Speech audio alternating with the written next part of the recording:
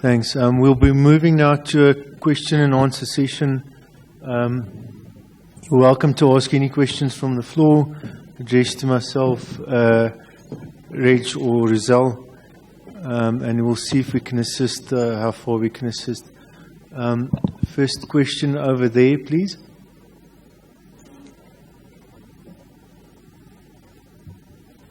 Just going back to the issue of penalties and also the VDP. We have seen some occasions where taxpayers haven't submitted VAT returns that SARS, when raising the assessment after conducting some form of an audit, institutes the intentional tax evasion position on the admin penalties and puts the 100% penalty for that. And yet, juxtaposed with that, if one attempts to do a VDP when one hasn't lodged a return, one cannot make an application because one falls outside of the definition. So how do you reconcile the two approaches? I think if I understand correctly, the VAT returns has not been submitted, and has SARS raised estimated assessments, or they conducted an audit looking at the bank statements and sort of agreed an assessment with the taxpayer, allowing inputs and outputs, but then imposed a 200% penalty in that case.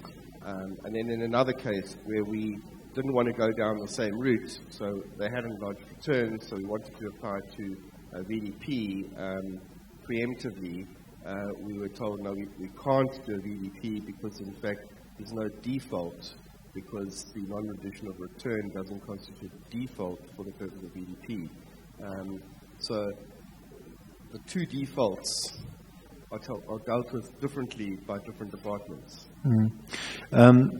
Obviously, the VDP process is only there for returns or assessments that's already been raised. If you've got outstanding returns, SARS, well, you cannot apply for the VDP process. Only once you've submitted the return, and that return is not currently subject to a VAT audit, can you request voluntary disclosure, where you would disclose something that historically you haven't included in your VAT return, which is already submitted. And in those instances, SARS then won't raise any penalties. But, if you've got outstanding returns, obviously those returns need to be submitted, completed and filed. SARS can, where basically there's non-compliance, they are entitled to raise estimated assessments, which then the burden of proof is on the taxpayer to prove that those numbers are not accurate and give reasons why it should be reduced. Rich, would you like to add? Or maybe just the one thing that I would question on that is on the VDP side, why they do not accept the VDP for a non-submission of return, because the default is specifically defined as a non-submission of information. That's specifically included in the definition of default. So I would definitely question that.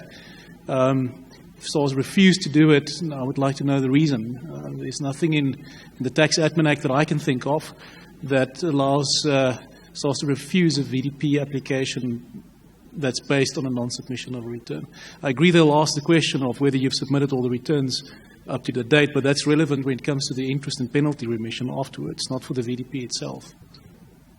So I think that there's a sub thing in the definition of default within the VDP that excludes, and that is definitely their view, and coming from Flock Symington, so not just from an underling. That is their house view, that the non-rendition of return as your basis doesn't get you into the VDP.